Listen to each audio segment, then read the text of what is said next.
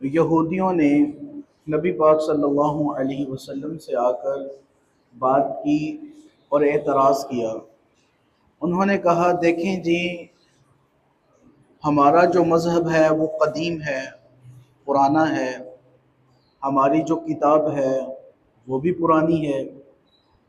اور جتنے انبیاء علیہم السلام دیگر اللہ رب العزت نے مبعوث فرمائے وہ بھی ہماری نسل سے ہیں، تو لہٰذا حضرت محمد رسول اللہ صلی اللہ علیہ وسلم معاذ اللہ یہ نبی نہیں ہیں۔ انہوں نے حضور جانے جانا صلی اللہ علیہ وسلم کی نبوت کا انکار کیا، اور وجہ سبب کیا بیان کیا کہ ہمارا مذہب قدیم ہے، ہماری کتاب قدیم ہے، اور جتنے بھی انبیاء تشریف لائے ہیں وہ سارے ہماری نسل میں سے ہی ہیں۔ اگر معاذ اللہ محمد صلی اللہ علیہ وسلم سچے ہوتے تو یہ ہماری نسل سے ہی ہوتے، یہ انہوں نے بات کی۔ اب اللہ رب العزت نے ان کے اس اعتراض پر اس آیہ مبارکہ کو نازل فرمایا۔ خالق کائنات اللہ عز و جل نے کیا ارشاد فرمایا؟ قل، اے محبوب آپ فرما دیجئے، آپ کہہ دیجئے، اتحاجوننا، کیا تم ہم سے جھگڑتے ہو، فی اللہ، اللہ رب العزت کے معاملے میں، وَهُوَ رَبُّنَا وَرَبُّكُمْ، اور سنو اللہ تمہارا رب ہے اور اللہ ہمارا رب ہے، وَلَنَا أَعْمَالُنَا، اور ہمارے اعمال ہمارے لیے ہیں، وَلَكُمْ أَعْمَالُكُمْ، اور تمہارے اعمال تمہارے لیے ہیں،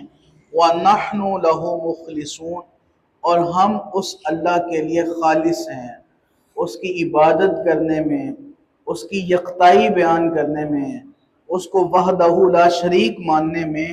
ہم خالق کائنات اللہ عز و جل کے لیے خالص ہیں، مخلص ہیں۔ عزیزانی گرامی قدر، اس آیہ مبارکہ میں اللہ رب العزت کے بارے میں خالص ہونے کا ذکر کیا گیا ہے۔ خالق کائنات اللہ عز و جل سے خالص کون ہوتا ہے، مخلص کون ہوتا ہے، تو اس کو بھی صاحب تفسیر نے بیان فرمایا۔ فرمایا خالص وہ ہوتا ہے جو اللہ کی اطاعت پر سرنگوں ہو جائے، سر تسلیم خم کر لے،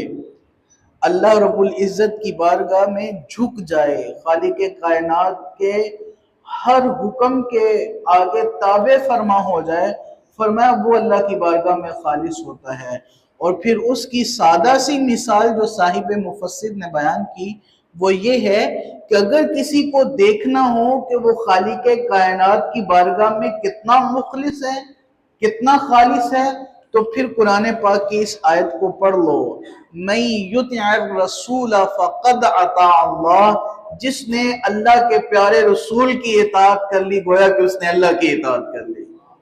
جو رسول اللہ صلی اللہ علیہ وبارک وسلم کے حکم کے آگے سرنگوں ہو جاتا ہے اور کوئی ہرزہ سرائی نہیں کرتا،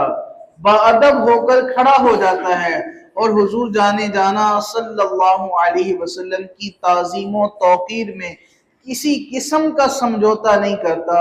اللہ کے حبیب صلی اللہ علیہ وسلم کی اطاعت کرتا ہے، گویا کہ وہ اللہ رب العزت کی بھی اطاعت کرتا ہے۔ جو اللہ اور اللہ کے رسول کی اطاعت کرتا ہے وہ خالق کائنات اللہ عز و جل کی بارگاہ میں مخلص ٹھہرتا ہے۔